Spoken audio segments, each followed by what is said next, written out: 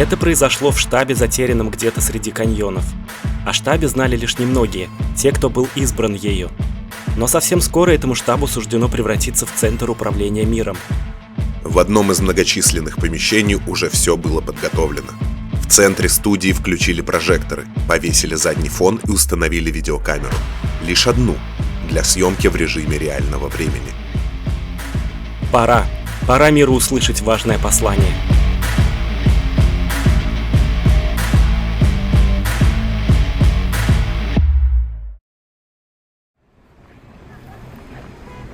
Был обычный тихий вечер.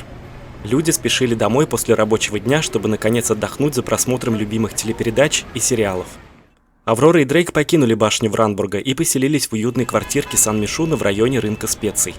Они решили вести обычную жизнь в большом мегаполисе и все время посвящать лишь себе. Вечером они наслаждались обществом друг друга. По телевизору показывали какой-то новый ужастик о заброшенном доме. Я леди Агнесса. Я обитаю в этом доме с начала времен. Но есть одно пророчество. Вроде бы жизнь постепенно налаживалась. Аврора была довольна, и ей казалось, будто ничего не может омрачить этот момент нахлынувшего счастья. Но вдруг трансляция прервалась куда более ужасным и зловещим сообщением. Меня зовут Аркадия, и это мое послание.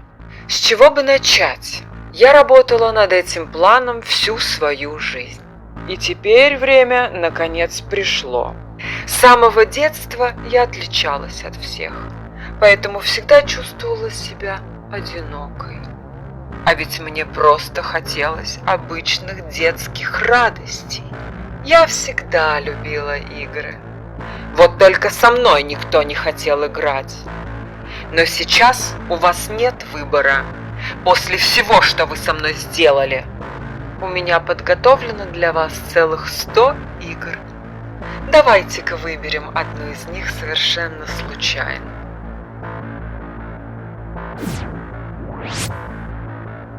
О, это игра под номером 94. Она означает конец всему. Теперь никто меня не остановит. Никто. Я стану королевой нового мира.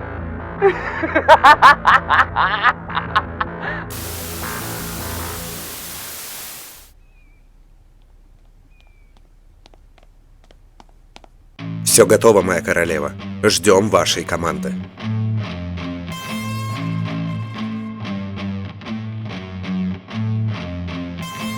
Пора. Выпускайте их наружу!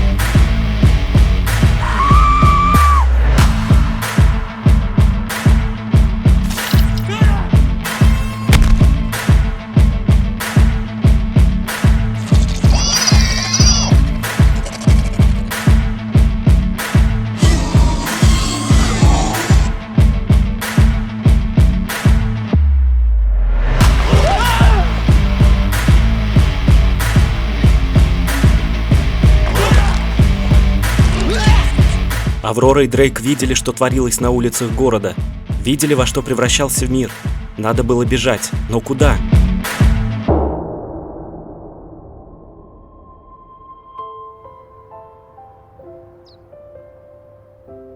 К утру они добрались до Стрэнджервилля, где жила старшая сестра Авроры, Рокси. Но ее дом оказался пуст. Аврора надеялась, что Рокси сумела спастись сама и спасти свою семью.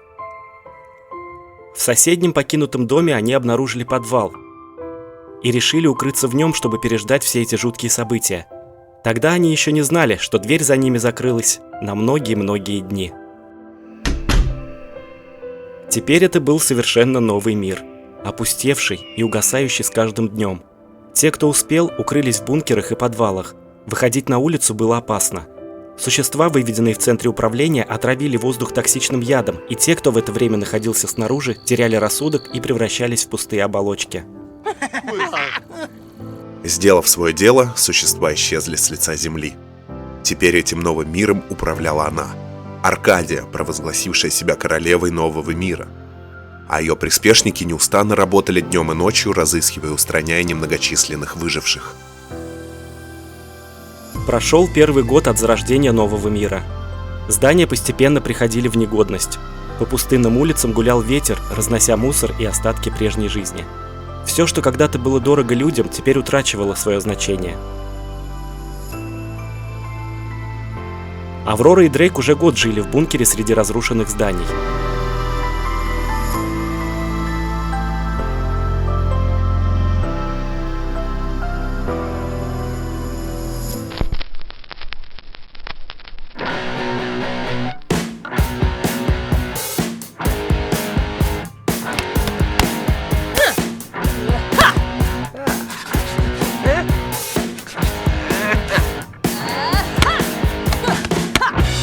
Со временем Аврора и Дрейк нашли способ выбираться наружу и даже установили у своего жилища солнечные батареи и коллектор росы. Оказалось, что Дрейк неплохо владел механикой и сумел подключить электричество во всех комнатах. Аврора осваивала гончарное дело и развивала мускулатуру. Условия нового мира требовали всегда быть в форме. Вроде бы все складывалось не так уж и плохо. Вот только Аврора не переставала переживать за свою пропавшую без вести семью. И каждый раз, выбираясь на поверхность, она опасалась быть обнаруженной слугами королевы нового мира.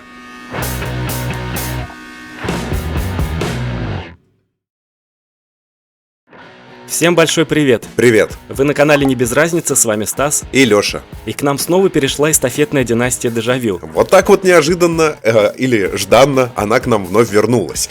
Эта династия интересна тем, что в ее развитии участвует несколько каналов, которые отыгрывают в течение игровой недели определенное рандомное задание, а затем передают эстафету другому участнику. И это уже третья наша неделя с династией Дежавю. В первую и вторую неделю нам выпадали совершенно разные, не похожие друг на друга задания, из которых рождались интересные сюжеты. На первой неделе основателю династии Персивалю Дежавю необходимо было заключить 3 брака, чтобы снять с себя проклятие. Тогда одной из невест Персиваля оказалась очаровательная черная вдова Вивьен Диор.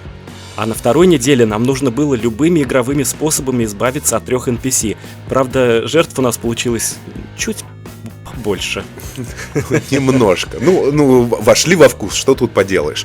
И, собственно говоря, снова очередное новое задание, абсолютно не похожее на предыдущие 2. Сейчас нам тоже выпало вот интереснейшее задание, и его подробностями мы сейчас прямо-таки и делимся. Да, а для начала нам хотелось бы сказать, что с тех пор, как мы передали династию другим участникам, здесь много чего поменялось. Но самая первая и главная новость состоит в том, что основатель этой династии, Персиваль Дежавю, нас покинул. Ну, уже пришло на смену новое поколение, да, так сказать, дал дорогу он подрастающим новым представителям династии. И его наследницей стала средняя дочь Авроры Дежавю, и теперь именно Аврора выполняет все эти безумные задания. И, кстати, полный перечень заданий находится в описании к этому видео, их уже насчитывается 100 штук, и этот список каждый раз у нас пополняется. И сейчас Авроре выпало задание под номером 94. Которое называется «Бункер». Дело в том, что по этому заданию в мире произошел апокалипсис, поэтому нашим персонажам нужно следующее. Первое. Срочно переехать на пустой участок и построить подвал. Выбрать все испытания на участке. Можно поставить 3 солнечные батареи и 3 коллектора для росы. Персонажи могут заказывать доставку продуктов, а вот готовую еду заказывать нельзя. Персонажи считают, что еда будущего – это жидкость, поэтому им нужно заняться соковарением или изготовлением нектара. Всех, кто приходит на участок, нужно добавлять в свою семью, пока не закончится место. И вот так начинается игра на выживание, поскольку в бункере должны остаться жить только избранные. Персонаж где-то услышал, что спастись от радиации можно только в воде. Поэтому в бункере нужно установить бассейн и каждый день запускать туда всех, кто живет в доме. Кто первым вылезет на сушу, покидает бункер. Вот только наследника выселять нельзя. И последнее задание – постараться выжить. Ну что, не будем тогда затягивать, сразу перейдем, собственно, к нашей эстафете, к нашему заданию. И, конечно, будем придерживаться 8-го главного пункта – постараемся выжить. Ну что ж, вот так выглядит бункер, в котором живут наши персонажи. Как мы говорили в самом начале этой серии, Аврора с Дрейком отыскали какой-то дом, в котором был подвал, и, собственно, вот что произошло за год. Этот дом разрушился, а бункер у них остался. Что ж, да, вероятно, этот дом раньше был очень красивым. Посмотри, фасад такой изысканный, изящный, а вот теперь от него осталось только такой постапокалиптический флер. Но я, как любитель, знаешь, такой мрачности, хтони, разрухи, мне нравится. Настрой у меня достаточно оптимистичный. Мне кажется, у нас получится выжить. Солнечные батареи мы установили прямо тоже возле входа в бункер, и одну поставили на крыше. Также здесь есть коллекторы росы. В принципе, в доме должно быть электричество. И что еще хотелось нам сказать?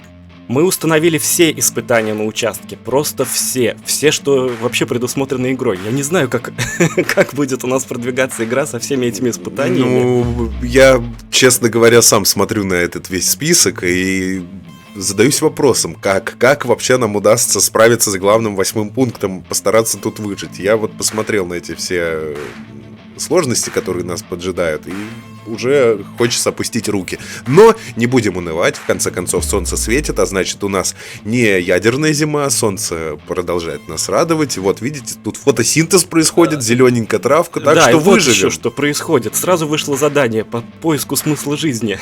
О, неудивительно. Это мое любимое. С этим челленджем я справлюсь как никто другой. Я каждый день его ищу, и, правда, пока не удалось, ну да ладно. Может быть, сейчас как раз сможем найти. Наши персонажи могут находиться на поверхности только вот в таких защитных костюмах, потому что воздух здесь все еще отравлен.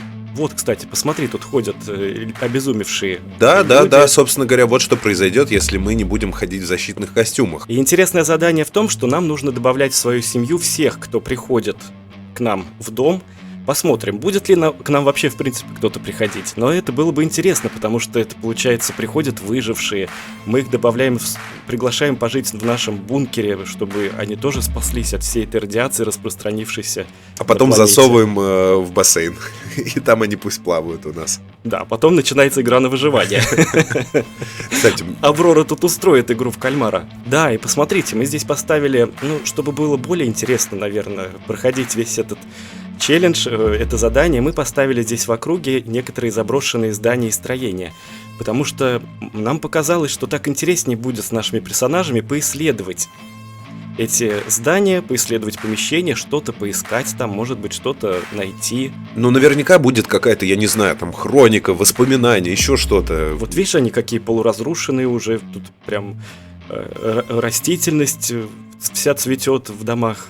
Слушай, прям хочется позаниматься. Я, правда, не помню, как это правильно называется. Диггерством, да, когда... Нет, диггеры, они, по-моему, по коллекторам там каким-то заброшенным или просто там лазят. А по домам вот таким заброшенным, не знаю. Охотники за приключениями в любом случае. Вот и мы тоже поохотимся за приключениями. Интересно, как они так посмотри. Несмотря на конец света, для романтики все равно осталось место. Да, место все равно находится. Прекрасно. Тем более они вдвоем прожили целый год вместе. Я думаю, уже пришло время все-таки скрепить свой союз. Правильно? Да, мне кажется, они даже затянули. Может быть, прямо сейчас?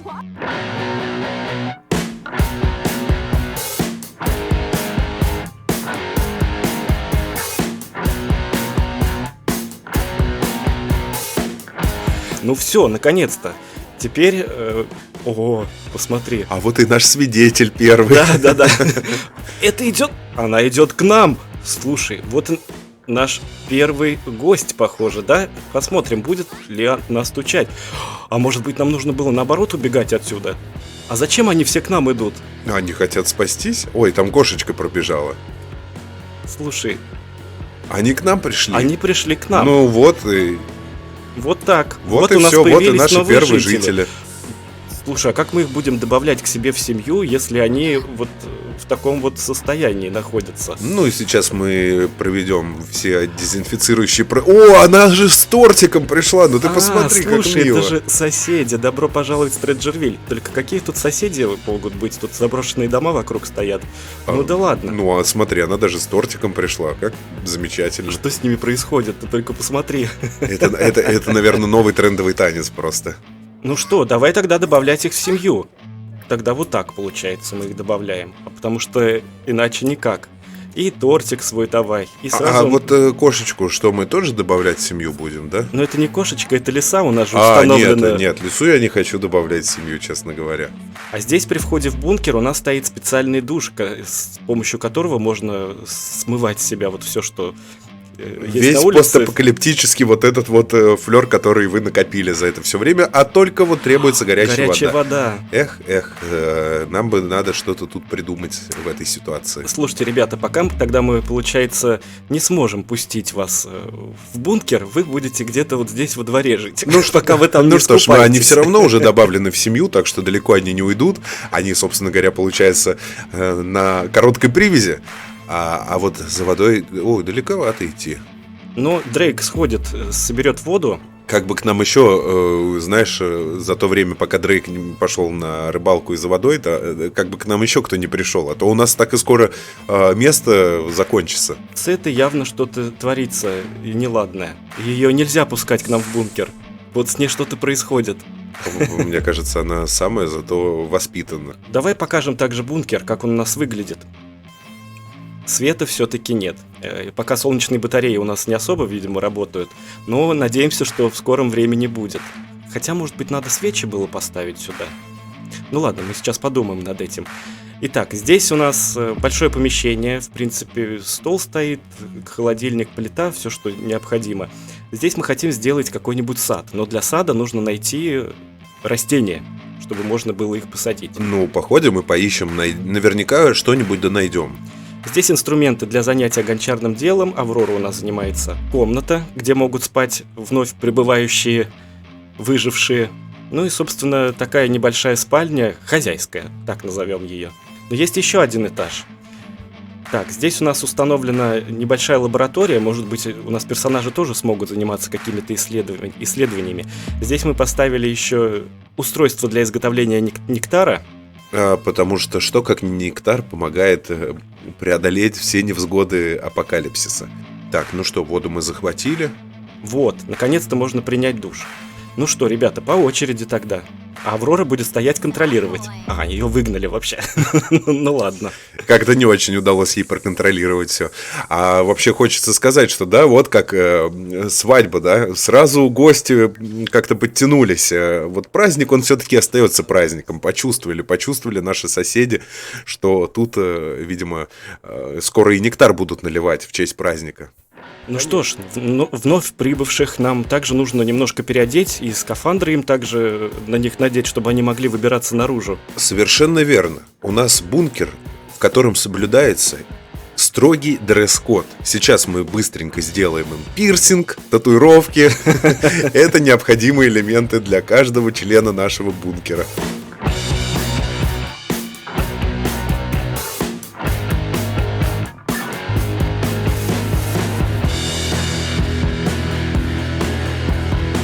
Ну, немножко преобразились наши новые жильцы. Да, поменяли мы им немножечко, чуть-чуть имидж, чтобы идентика нашего бункера совпадала так вот концептуально.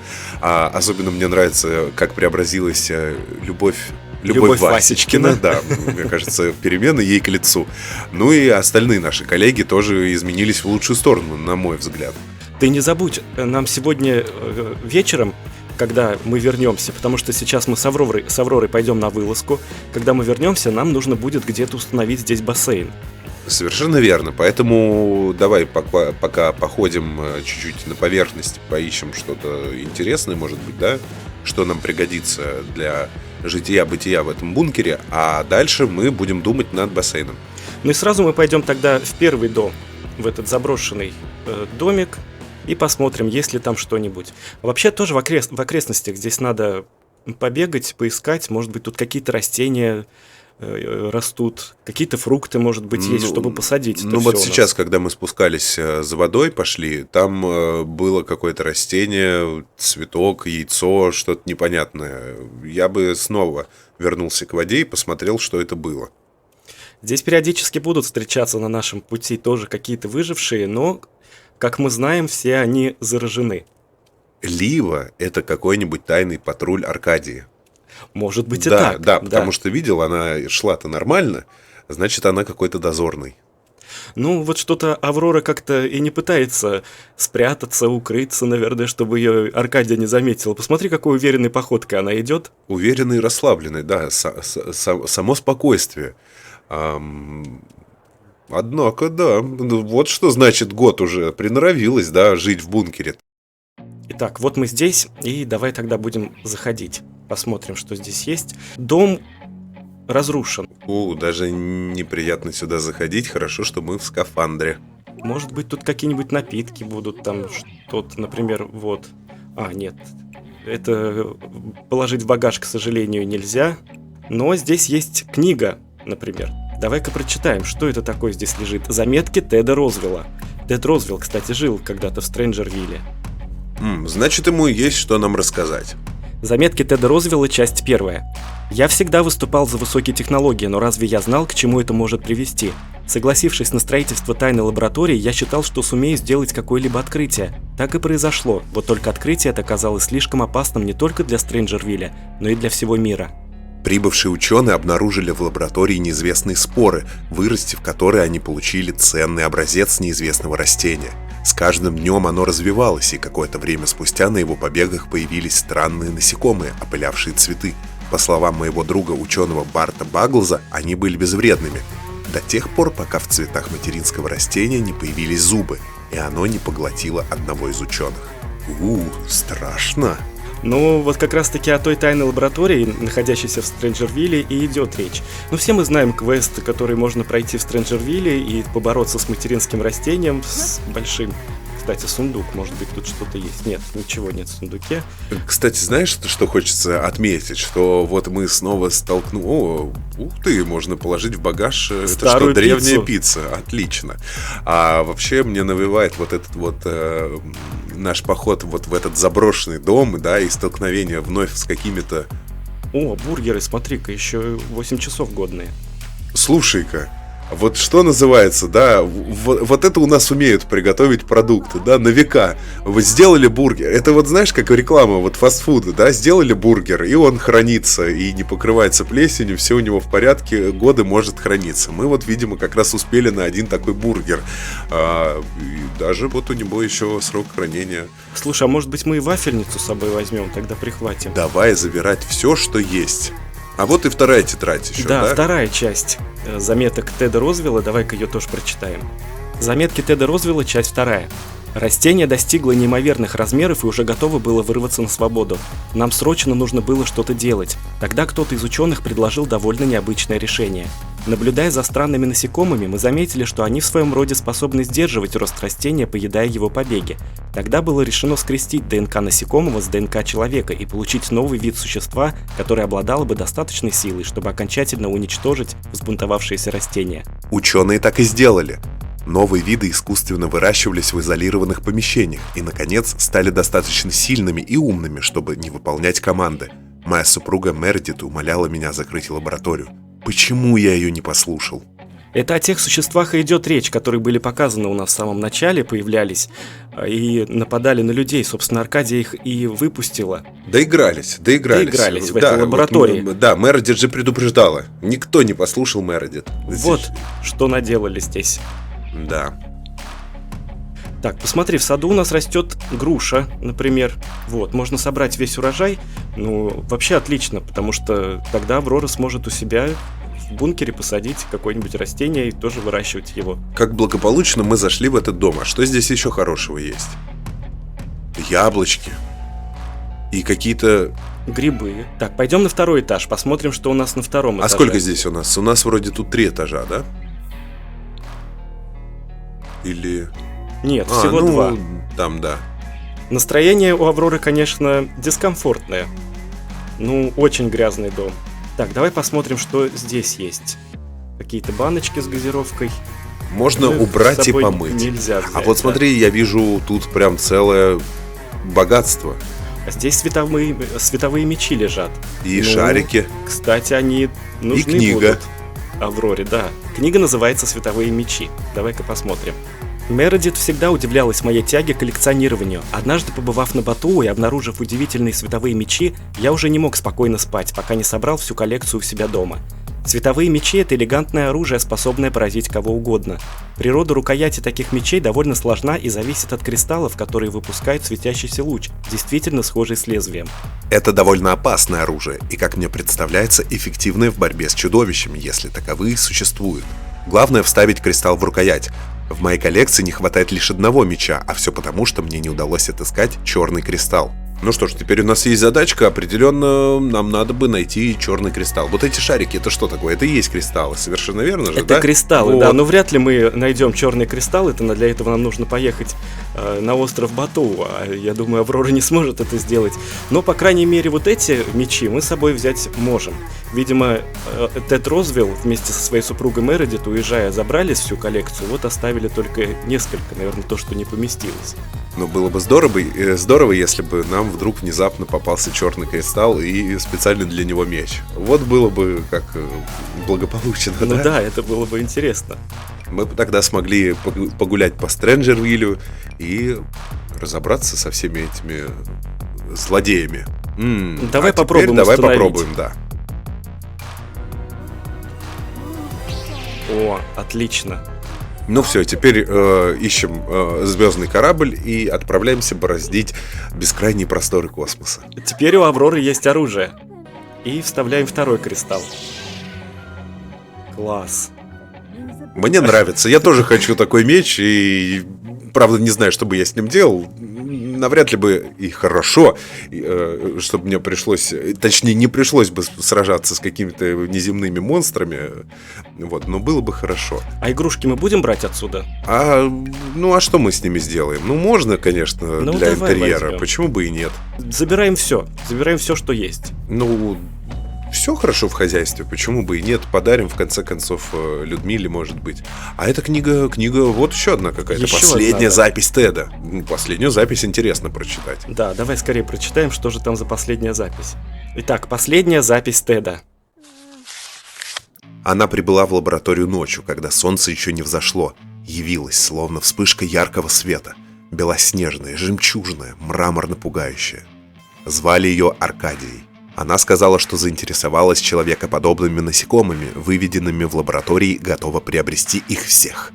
Я ответил, что это невозможно. Эти существа были изолированы от внешнего мира из-за токсичного яда, капающего с их огромных жвал. Яд этот быстро распространяется по воздуху и поражает нервную систему любого живого существа. К тому же для их существования нужны особые условия. Они способны жить, лишь вдыхая споры материнского растения. Вдали от него они погибнут в течение 48 часов. Это не страшно, заявила Аркадия. Главное, то, что они успеют исполнить свой долг, прежде чем исчезнут. Она увезла их силой и сделала из них оружие. Я видел, как выпущенные в мир чудовища нападали прямо на улицах, на моих соседей, друзей и близких. Я видел, как они преследовали мою соседку Рокси Дежавю. Я даже не знаю, удалось ли ей спастись, или она превратилась в одну из тех оболочек, что под действием яда этих существ потеряли рассудок. Мы с Мередит готовы бежать. Жаль, что я не могу взять с собой все свои световые мечи, но надеюсь, те, что останутся в доме, помогут тем, кто отчаянно сражается за жизнь. Но мы тоже надеемся, что эти мечи, которые нашла Аврора, действительно ей помогут в дальнейшем. А знаешь, меня больше как-то заинтересовал другой момент последней записи Теда, что его соседкой была Рокси. Ну да, Рокси же жила здесь как раз-таки в Стрэнджервилле. Вот, и что она прям попала на страницы этого дневника и упоминается в этой истории. И, возможно, она жива, возможно, нам предстоит ее найти. А может быть, она уже превратилась действительно в какое-то пустое существо, которое бродит по городу в поисках. Что они, кстати, ищут? Даже непонятно. Ну, я надеюсь, что мы все-таки отыщем Рокси, отыщем ее семью. Потому что когда Аврора с Дрейком приехали в ее дом, он был действительно покинут. О, смотри, пальма светится. Надо тут собрать еще... Да, здесь вот еще есть штуки. растения. А еще, знаешь, у меня какая мысль появилась? А вдруг нам предстоит сразиться с Рокси на световых мечах? Ну, я надеюсь, до этого все-таки не дойдет. А кто знает, мало ли. Я так думаю, что мир постапокалиптический очень жесток, и может нам придется столкнуться с родной сестрой. Но, может быть, все будет хорошо. Но если Рокси стала вот такой вот, как все эти непонятные люди, которые здесь ходят, или вообще еще хуже, вдруг она перешла на сторону Аркадии. Кстати, тоже не исключено. Может быть, они, Ой, представляешь? смотри, здесь целый сад был. Да, может быть такое. Они заодно, и бедная Аврора с двумя мечами. Один красный в правой руке, другой синий в левой. И она одной рукой против Аркадии, другой против Рокси. И будет сражаться. Ну все, пора отправляться домой, потому что время уже позднее, уже 10 часов вечера. Кстати, в такую темноту как-то здесь не очень комфортно гулять. Какие-то мысли меня посещают, знаешь, тревожные. Мало ли кто выпрыгнет из-за кактуса. Ну, завтра Авроре предстоит еще одна вылазка, потому что здесь несколько днем. стоит заброшенных домов. Днем. По ночам тут совершенно не хочется все-таки разгуливать. Да. Итак, Аврора вернулась домой. Первым делом она идет в душ, потому что спускаться в бункер, не приняв вот этот очищающий душ, нельзя. И, кстати, посмотрите, оказывается...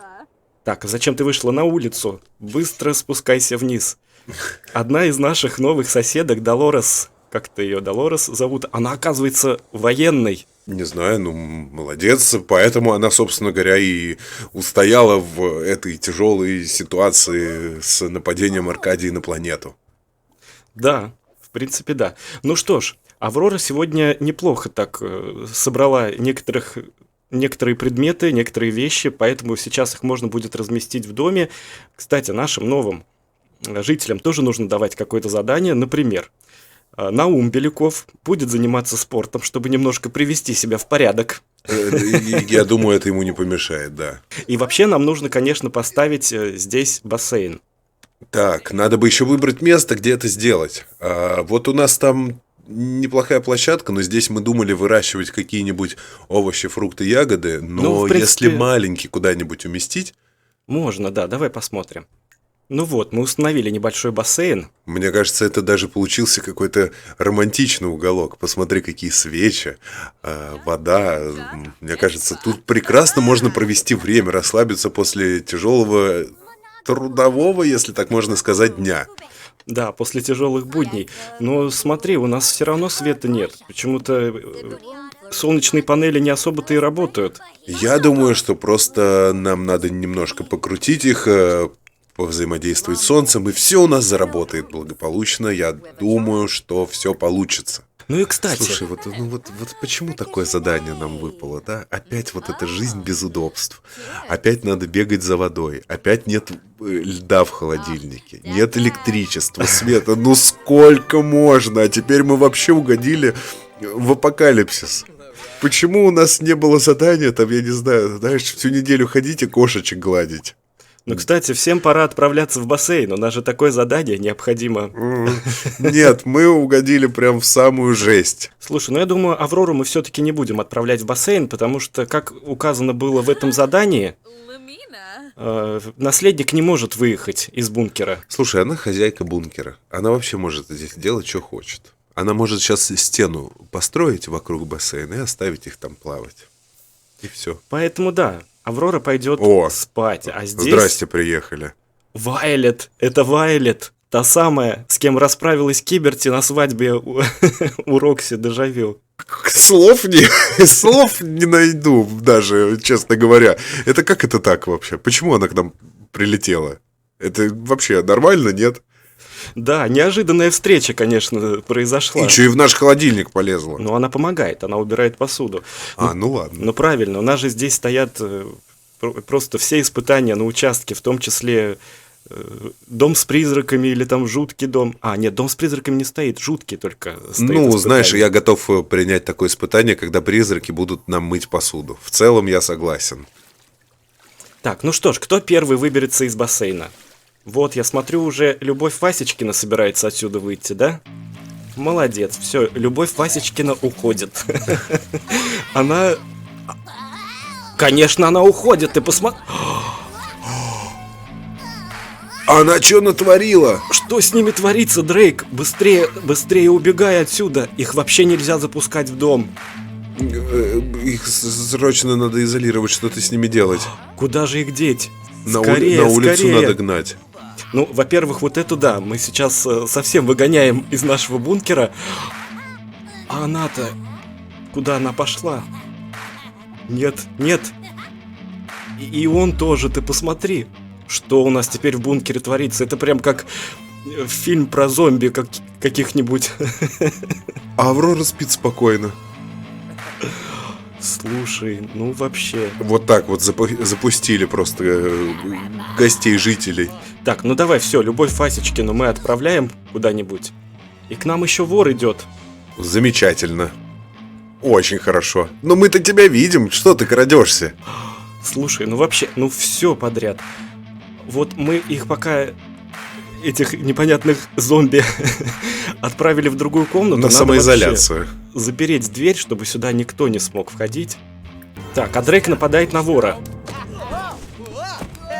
Слушай, по идее, вообще нам вора надо бы себе в семью добавить, потому что такое задание у нас. Каждый, кто приходит в этот дом, добавляется в семью.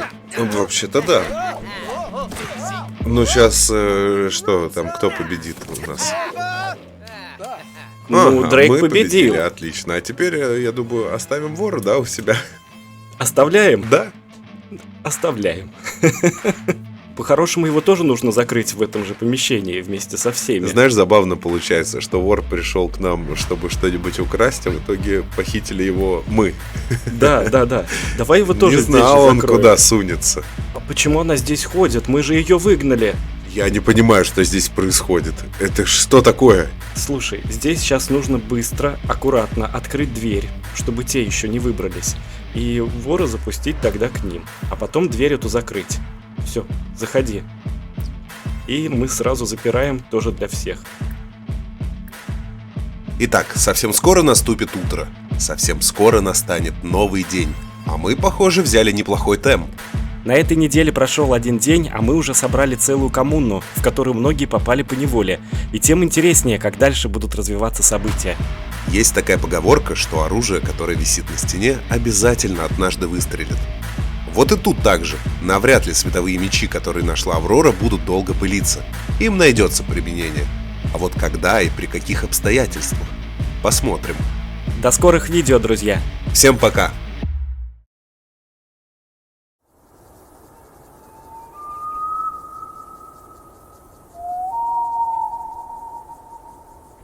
Пока Аврора и Дрейк безрассудно позволили себе перерыв на отдых, зло буквально обжилось у них под боком.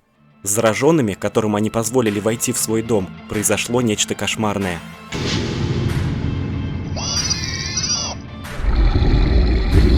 Вор, по воле злого Рока, оказавшийся в бункере, пожаловал аккурат к столу.